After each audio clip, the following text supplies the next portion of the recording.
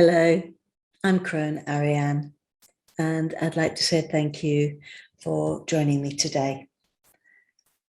Today, I want to talk about something that happened many years ago, something that was very traumatic and has had a very intense impact on my life. And the reason I want to talk about this today is because 5 days ago, that circle finally closed.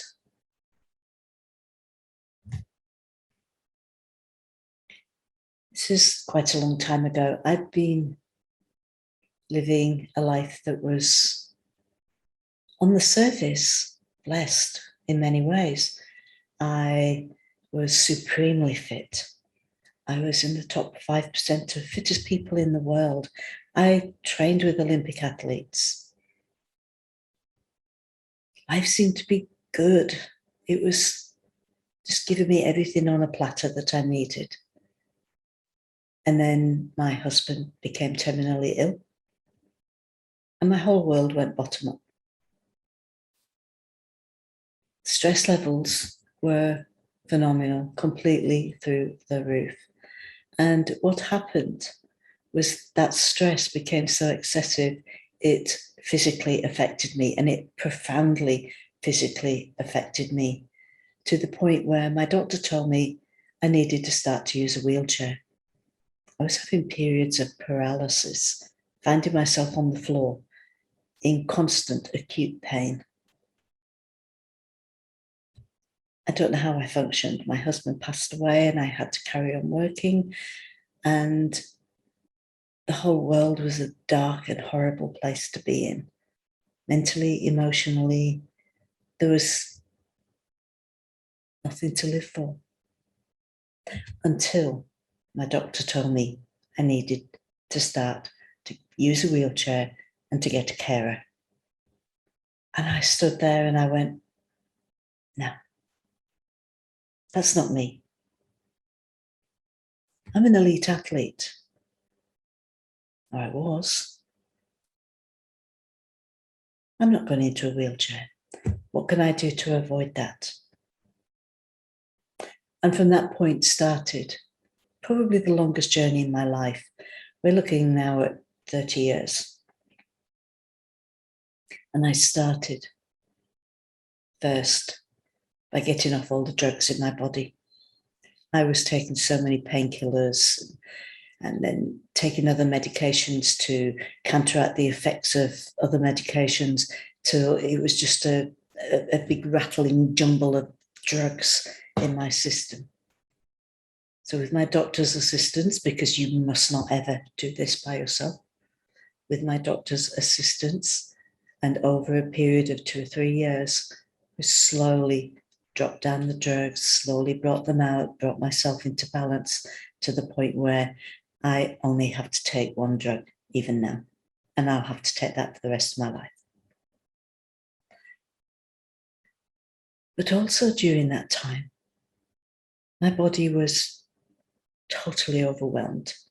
And as a result of that, I ended up with an absolute ton of really, really severe food chemical intolerances. So I was not allergic to various foods, but some foods could actually affect me neurologically. So I would not have the ability to talk, as an example, or I would have absolutely no idea what this big blue thing is on my shoulder. I wouldn't have known what it is that you put on your feet so you can walk outside without getting your feet dirty. I lost so much. I couldn't write. It was just a really, really horrible time in my life.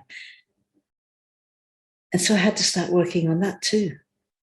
So all in one hit, I had gone from being one of the fittest people in the world to being barely able to stand out of a chair, from having the most supremely perfect diet to not being able to eat anything really other than potatoes, bread, eggs, butter, and celery. There was so little I could eat. I had literally change my life over in a matter of a couple of months. But I determined that that wasn't how my life was going to be lived. And so over the next 10 years, slowly getting off those drugs, getting out of that chair, my whole exercise routine was to stand up and sit down 3 times. That was it, my exercise routine, from running mountains to standing out of a chair and sitting back down again. But I did it. I did it 3 times. And then the next day I tried it 4 times and had to rest. And then the next day I did it 4 times. And then 5. And then I got so I could walk across the room. And then I walked across the room and out to the elevator from my apartment. And then across the room to the elevator, down the elevator, and looked at the world. And over the next 12 months, I gradually got myself out of my apartment, across the road to the beach, where I would sit and rest for a couple of hours, reading, I hate to say this, Mills and Boon's books. It got me through. And then I would do the whole thing to come back home. It took me many, many years to be able to walk more than a kilometre. Many years. But the thing that I found during that time was I have determination. When I set myself a goal, when I say that how I am right now is not how I want to be, I have the ability to define how I do want to be. Logically, not in dream world, logically, what I need to be. And then I have the strength to work towards it however long it takes.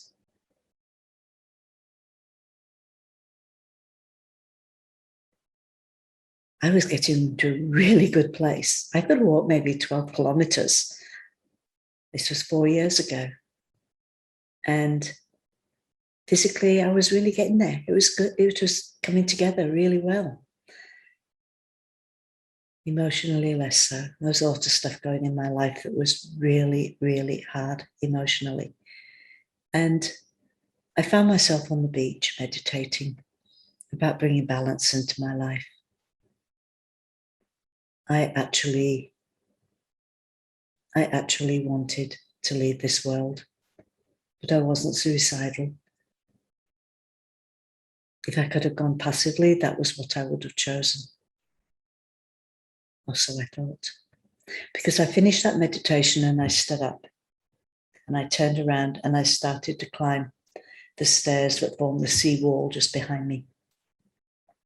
I've been up those stairs hundreds of times. But this time, the very first step, just one step, 12 inches, one step, I stepped onto it and I fell off.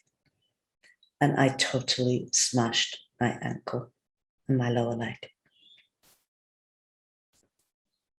The ambulance people came. And the last thing I remember was hearing, "She has no pulse."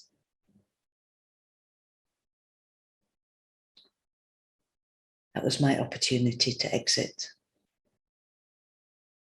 That was my passive place to leave this existence. And I didn't. Although I'd meditated on having that opportunity and being given that opportunity when push came to shove, I decided that life was far more valuable. I had things to do. And so started 4 years of constant pain, of surgery, of 9 weeks lying in bed with my leg stuck in the air, giving myself injections in my belly. And during those 9 weeks, other things came to a head. We'd bought a business, but the bank had made a mistake, which they wouldn't rectify. And we'd had 9 years fighting them, struggling to get this organized, all the time getting deeper and deeper into debt. And whilst I was lying in bed, immobile, the bank foreclosed. The day after, I was actually allowed to put my foot on the floor for the very first time. The very day after that had happened, the bank took possession of our business and our home. We got kicked out with nothing. And that started 4 years of living hand to mouth, moving house very regularly, just to maintain a roof.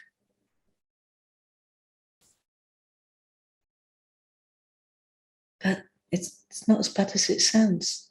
I've made lots of friends. I've come to live in the most beautiful part of the world. There is always, always, always in the darkest time, the hardest time, something that can give you a glimmer of light to hold on to. And I found that. I found that in the town that I moved to, in the people I met in that town. But even more so, I found it by drawing on that strength and determination that I'd discovered years before that I held, and saying, this is going to be my home, and I'm going to make it my home, and I'm going to be a part of this community. On Friday, the circle that started with my initial collapse, the circle that turned around and restarted when I fell off that seawall, it closed. That circle came to an end.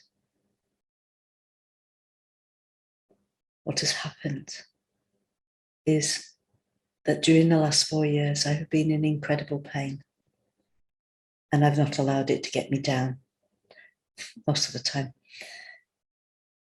I've had difficulty walking, but I've still tried to dance. Sometimes just putting your foot on the floor has been really hard. But now, on Friday, I had my final surgery. And now I'm sitting here 5 days later with my leg in plaster, and it's stuck in the air. You just can't see it off camera. But it's pain-free. There's no pain in there. All the 16 pieces of metal that I've had in the ankle for the last 4 years that have been irritating me and restricting my movement, and they've gone. It's gone. It's all gone. I am so glad I didn't take that opportunity to exit this world for all its troubles, for all its arguments, for all its problems. This world is beautiful. The people in it are beautiful. We can argue all we want, we can struggle and we can disagree and everything else. It doesn't matter. We are here. We are together. We are all part of this world. This is our earth. There's no such things as countries and division and everything like that. We are all human. We are all here. And the only way we can get off is to leave this existence. And I, for one, have already decided that there's so much to live for. That's not an option. And so how's the world going to look going forward? Well, a couple of weeks ago, the International Coalition of Crowns, I'm one of the crowns, we opened up a Facebook group, Return to the Bodhi tree. The Bodhi tree is where Buddha sat to gain enlightenment. And under the Bodhi tree, those who are so inclined make a vow to themselves, to their self, to do whatever they need to do to gain optimal physical health. Because if your body is not physically healthy, you can't be mentally or emotionally or spiritually healthy. Everything is tied together. And the only thing that takes the biggest biggest slice of the pie is your physical body.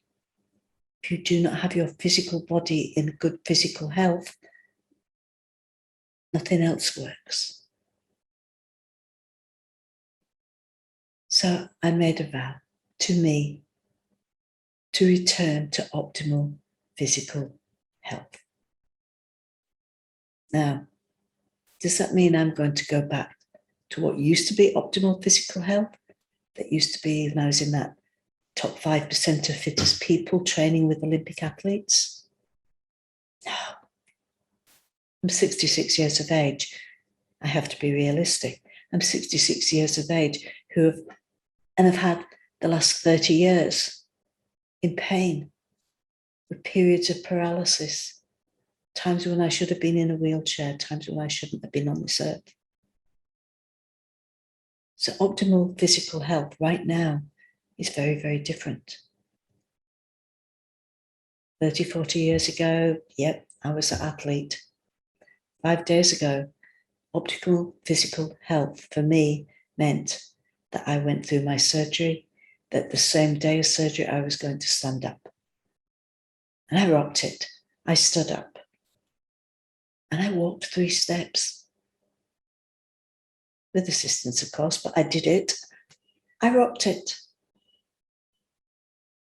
5 days later, I'm setting new goals daily. Yesterday, I walked 2,500 steps just around the house. I did some sit-ups. I used a couple of cans of beans to do some weights. My optimal physical health is very, very different to what it used to be. But each goal is amazing. Each goal is something achieved, something I've worked for. And by using that determination and that knowledge and that strength that I know I hold, every single goal, however small, is a time of celebration. And I have vowed to myself that I will achieve optimal physical health.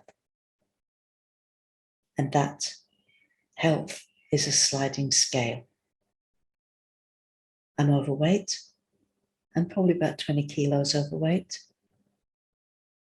30 if I'm truthful. But I'm not going to worry about my weight. What I am going to worry about is my organs, my heart, my lungs, my liver, my kidneys, my skin. And when the whole package works well together, well, the weight will sort itself out. It's not important. I am important. I, my physical body, the carrier of my soul, of my energy, of my dreams, of my desires, of my loves, of my history. I am important to I. I am. I am Auri'An, and I am glad that I am here. Thank you for listening to me sharing my story. I hope it offers some inspiration to you if you are in a position where life just seems difficult and hard. There is always hope. Have a look at what is in your life and look for the bits that sparkle. Look for the bling and make them shine in your life. Make them the focus, not the fears. Flip the fear, find the bling. Thank you for listening. I'm Krone Auri'An, and you can find me on Facebook. You can also find me on my Krone Auri'An page, but you can also find me on the International Coalition of Crones and several other places. I also have a blog, which is again Krone Auri'An, and podcasts and YouTube channel. None of which have actually had a lot of work done on them recently, but I'm planning to change that. It's part of the new me. Thank you for joining me. I hope you found this of interest and that you'll join me in future chats.